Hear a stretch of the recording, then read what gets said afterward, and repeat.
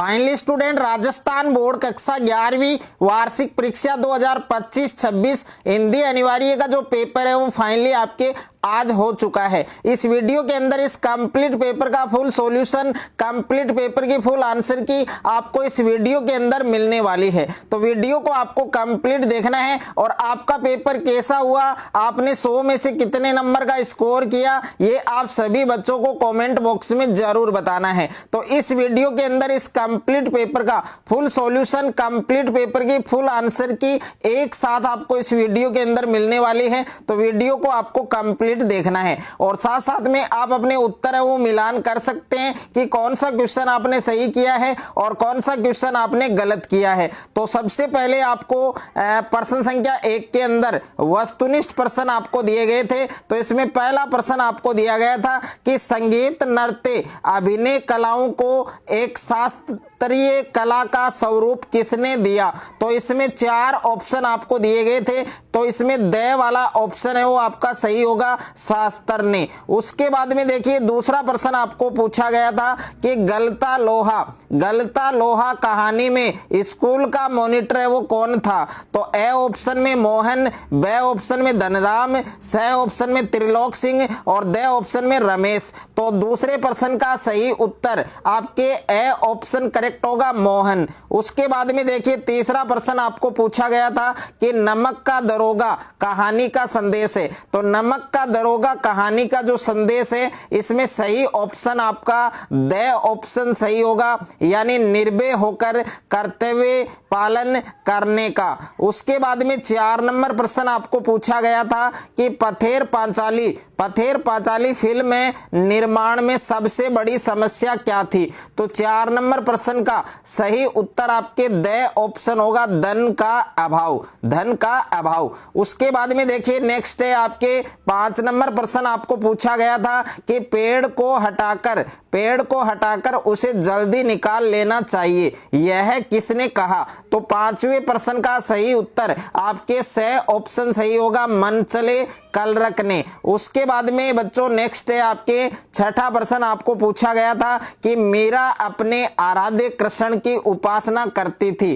तो 6ठा जो प्रश्न है इसका सही उत्तर आपके स ऑप्शन होगा, मधुरा भाव से। उसके बाद में देखिए 7वां प्रश्न पूछा गया था कि घर की याद कविता में कवि ने संदेशवाहक बनाया, किसको बनाया। तो 7वें प्रश्न के अंदर आपका स ऑप्शन सही होगा, सावन को। उसके बाद में देखिए नेक्स्ट है आपके 8वां प्रश्न आपको पूछा गया था कि ठेका लिया है तुमने सारी दुनिया का, रजनी के पति के इस कथन में मूल भाव है। तो इसके अंदर लाचारी दे रखा है, आक्रोश दे रखा है, व्यंग्य दे रखा है और उपेक्षा दे रखा है। तो कौन सा ऑप्शन आपका करेक्ट आंसर होगा, स ऑप्शन यानी व्यंग्य। उसके बाद में देखिए 9वां प्रश्न है कि आचार्य हजारी प्रसाद द्विवेदी ने कबीर को क्या कहा। तो 90वें प्रश्न का सही उत्तर आपके ब ऑप्शन सही होगा, वाणी का डिक्टेटर। उसके बाद में बच्चों नेक्स्ट है आपके प्रश्न संख्या 10 आपको पूछा गया है कि भारत माता पाठ संकलित है। तो भारत माता पाठ संकलित है, तो इसमें कौन सा ऑप्शन सही होगा, स ऑप्शन सही होगा, यानी हिंदुस्तान की कहानी। तो आपको टोटल 10 प्रश्न है वो आपको वस्तुनिष्ठ प्रश्न दिए गए थे। तो 10 में से 10 किन किन बच्चों के सही हैं वो बच्चे कमेंट बॉक्स में कमेंट करेंगे और अपना नाम भी लिखेंगे, उनका कमेंट है वो पिन किया जाएगा। दूसरा प्रश्न प्यारे बच्चों आपको पूछा गया था रिक्त स्थानों की पूर्ति कीजिए। तो इसमें 3 प्रश्न आपको पूछे गए थे। पहला प्रश्न है कि वाक्य रचना में संज्ञा या सर्वनाम का संबंध दूसरे शब्दों के साथ प्रकट होता है, उन्हें अवयव कहते हैं। तो इस रिक्त स्थान में बच्चों आपको लिखना था संबंध बोधक।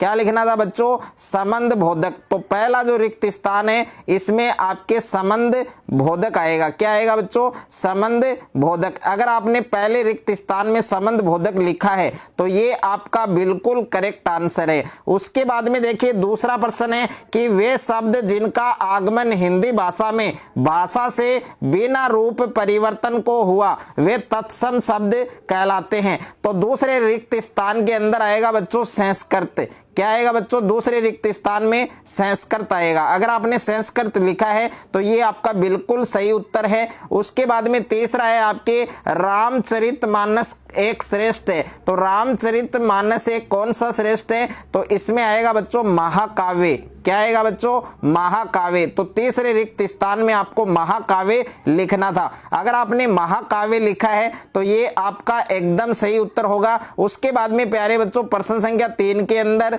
4 के अंदर और 5 के अंदर ये आपको बुक के प्रश्न दिए गए थे और इजी प्रश्न थे, ये आपने कर लिए होंगे। उसके बाद में प्रश्न संख्या 6 के अंदर आपको अपठित गद्यांश दे रखा था, जो आपके बहुत ही इजी गद्यांश था। इसके अंदर प्रस्तुत गद्यांश का आपको उचित शीर्षक लिखना था, तो उचित शीर्षक है वो आपके क्या होगा, इसमें सच्चा आचरण। क्या होगा बच्चों, सच्चा आचरण। अगर आपने इसमें सच्चा आचरण या फिर आचरण की सभ्यता, अगर आपने शीर्षक लिखा है तो ये आपका सही होगा। उसके बाद में देखिए एक प्रश्न इसमें समास से पूछा था कि महामती शब्द इसमें कौन सा समास होगा। महामती शब्द इसमें कौन सा समास होगा बच्चों, आपके कर्मधारय। अगर आपने इसमें कर्मधारय समास लिखा है, कर्मधारय समास लिखा है तो ये आपका बिल्कुल सही उत्तर होगा। उसके बाद में देखिए 7वां था आपके अपठित पद्यांश।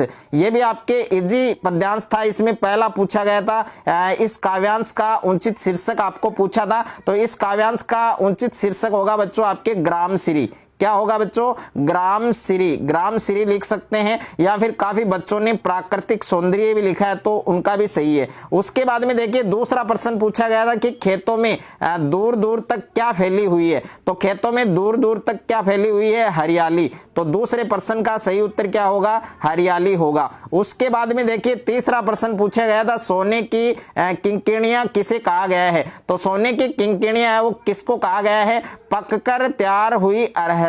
पककर तैयार हुई अरहर, पककर तैयार हुई अरहर को क्या कहा गया है, अरहर को क्या कहा गया है, इसके सोने की किंकिणियां कहा गया है। ओके, इस पद्यांश के अंदर जब आप इसको पूरा पढ़ेंगे अच्छे से तो इसमें सारे प्रश्नों के उत्तर हैं वो आपको आराम से मिल जाएंगे। ओके, उसके बाद में देखिए बच्चों 4 नंबर प्रश्न पूछा गया था मखमली पेटियों से कौन लटकी हुई है, तो इसमें मटर की फलियां। उसके बाद में 5वां है कि जो गेहूं में बाली आने से कौन रोमांचित है, तो इसमें बच्चों आपको इसका उत्तर लिखना था, इसके अंदर लिखना था धरती। इसका सही उत्तर क्या होगा बच्चों, धरती। अगर आपने धरती या वसुधा आपने लिखा है तो ये आपका सही उत्तर होगा। और 6ठे प्रश्न का उत्तर होगा फूली सरसों पीली पीली। पंक्ति में कौन सा अलंकार है बच्चों, अनुप्रास अलंकार। अगर आपने इसमें अनुप्रास अलंकार लिखा है तो ये आपका बिल्कुल करेक्ट आंसर होगा। तो हिंदी का पेपर आपके जो आज हुआ है बहुत ही इजी पेपर था। आपका पेपर कैसा हुआ,